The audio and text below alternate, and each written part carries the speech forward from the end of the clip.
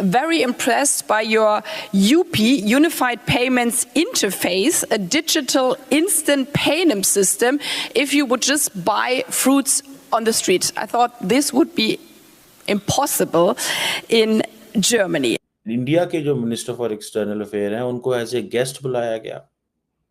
ये बहुत बड़ी बात है कि जर्मनी अपने एम्बेसडर्स जो पूरी दुनिया में डिप्लॉयड हैं उनसे बात करने के लिए या उनके सामने एक वर्ल्ड व्यू रखने के लिए कि इंडिया क्या सोच रहा है उसको बुलाया गया। डच सियासतदान जिसका नाम है गिरट विल्डर, इसको ख़त्म करने पर उकसाने के इल्ज़ाम में नीदरलैंड की अदालत ने तहरीक लब्बैक पाकिस्तान के सरबराह हाफिज साद रिजवी साहब और तहरीक लब्बैक मौलाना अशरफ जलाली साहब को सजा सुना दी।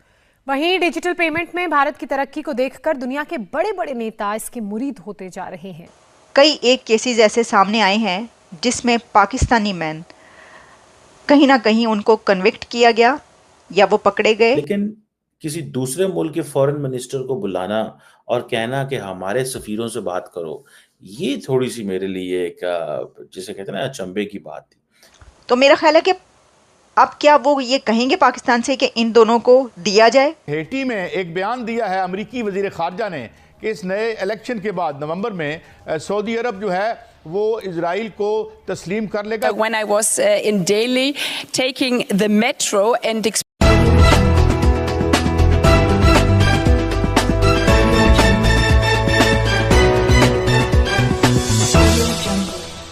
दोस्तों, भारत के minister for external affair doctor Jaishankar Germany में है और बड़ी एक इंटरेस्टिंग चीज़ हुई है कि जर्मनी हर साल एक हेड ऑफ जर्मनीज मिशन जो होते हैं उनको बर्लिन बुलाता है और उनको बताता है कि जो फॉरेन पॉलिसी फ्रेमवर्क क्या हैं और उस कॉन्फ्रेंस में जो जर्मन एम्बेसडर्स होते हैं या कॉन्सुलेट्स में लोग होते हैं या जर्मनी के लोग जो इंटरनेशनल ऑर्गेनाइजेशंस में होते हैं उनको 3-4 दिन रखा जाता है जर्मनी के अंदर ताकि उनको बताया जाए कि जर्मनी अब क्या सोच रहा है। उसमें इंडिया के जो मिनिस्टर फॉर एक्सटर्नल अफेयर हैं उनको एज ए गेस्ट बुलाया गया। ये बहुत बड़ी बात है कि जर्मनी अपने एम्बेसडर्स जो पूरी दुनिया में डिप्लॉयड हैं उनसे बात करने के लिए या उनके सामने एक वर्ल्ड व्यू रखने के लिए कि इंडिया क्या सोच रहा है उसको बुलाया गया। ये एक बड़ी एक्स्ट्राऑर्डिनरी चीज़ होगी कि ठीक है मुल्क समिट करते हैं, पाकिस्तान में भी ये समिट होती है, मुझे पता है। जो इम्पोर्टेंट कैपिटल्स में लोग होते हैं उनको बुलाया जाता है और बताया जाता है कि हुकूमत क्या सोच रही है, क्या करना है, किस तरह की चीज़ें हैं। इंडिया के अंदर भी होती है, पूरी दुनिया के अंदर ये एक चीज़ चलती है। लेकिन किसी दूसरे मुल्क के फॉरेन मिनिस्टर को बुलाना और कहना कि हमारे सफीरों से बात करो, ये थोड़ी सी मेरे लिए एक जिसे कहते हैं ना अचंभे की बात थी। बहरहाल ज़ाहिर बात है अब जर्मनी की जो फॉरेन मिनिस्टर है उन्होंने बड़ी खुल खिला के बातें की हैं और डॉक्टर जयशंकर ने भी बहुत खुल के बोले हैं। लेकिन एक चीज़ बड़ी इंटरेस्टिंग है, when India will meet democracies it will start talking about its democracy.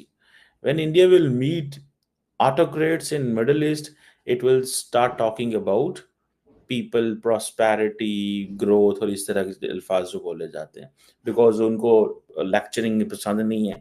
जैसे इंडिया कहता है जी ठीक है आपके पास जो भी है हम आपको इंटरफेयर करने को तैयार नहीं है, लेकिन जिधर हम जमहूरियत वालों के पास जाएंगे, डेमोक्रेसी वालों के पास जाएंगे, वहाँ हम डेमोक्रेसी की बात करेंगे। बहरहाल जो जर्मन फॉरेन मिनिस्टर हैं बेरबॉक जो हैं उन्होंने ये कहा है कि हमारा इंडिया के साथ जो कोऑपरेशन है that is on the basis of democracy as an economy और हम इंडिया को रिलायबल पार्टनर समझते हैं पर्टिकुलरली सिक्योरिटी क्लाउड के अंदर। और यही वजह वो कहते हैं कि इंडियन और जर्मन नेवी जो है वो बहुत सारी एक्सरसाइजेस भी इकट्ठे करते हैं। अच्छा मैं आपको मज़े की बात बताऊं, आई थिंक ये फॉरेन मिनिस्टर ही थी, तो इनसे जब एक दफ़ा सवाल किया है शुरू की बात है कि तो कश्मीर के ऊपर तो इन्होंने वही जवाब दिया जो जर्मनी माजी में दिया करता था और कहता था कि हम इसका सलूशन चाहते हैं और इंडिया और पाकिस्तान मिल के बैठ के बात करें। और उस वक्त बिलावल भुट्टो जरदारी गए हुए थे, तो यही फॉरेन मिनिस्टर जो थी बर्लिन में थी। तो हुआ क्या कि इंडिया ने शोर डाल दिया, उन्होंने कहा नहीं ये इनको गलतफहमी लगी है, इस तरह नहीं है उस तरह नहीं है। देन फिर इस फॉरेन मिनिस्टर को वो लफ्ज़ वापस लेने पड़े। इस वक्त एक खबर सामने आई है जिसमें ये पता चला है कि a Dutch court convicts 2 Pakistani men, political leader and religious leader of Pakistan on threats against Netherlands lawmaker Geert Wilders। और जिन 2 पाकिस्तानी आदमियों को कन्विक्ट किया है डच कोर्ट ने, एक हैं अशरफ जलाली और दूसरे हैं खादिम हुसैन रिजवी के बेटे साद रिजवी। साद रिजवी तहरीके लब्बैक के लीडर हैं, चीफ हैं तहरीके लब्बैक के।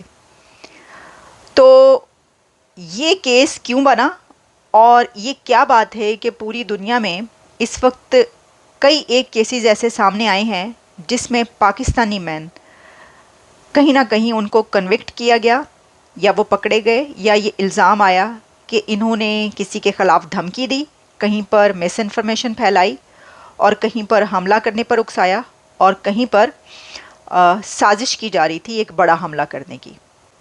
ये जो डच कोर्ट है इसने ये मुकदमा, ये केस जो चलाया है, ये उन दोनों पाकिस्तानियों की गैर हाज़िरी में चलाया है।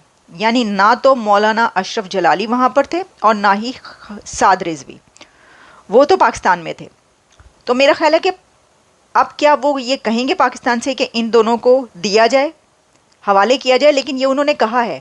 क्योंकि जब मैं इसकी डिटेल्स देख रही थी तो उसमें ये बताया गया कि नेदरलैंड की अदालत की तरफ से, कोर्ट की तरफ से बार बार राब्ता किया गया और उन्होंने कहा कि हम ये कन्विक्ट कर रहे हैं इनको, तो कोई जवाब नहीं दिया गया, पाकिस्तान की तरफ से कोई जवाब नहीं दिया गया। इसकी वजह यह है कि ऐसा कोई मैकेनिज़्म नहीं है। अभी तक जो मैंने रिपोर्ट देखी है उसमें यही बताया गया कि कोई ऐसा मैकेनिज़्म नहीं है कि वो मांग सकें लोगों को और पाकिस्तान के ऊपर ये लाजमी हो कि वो लोगों को हवाले करे।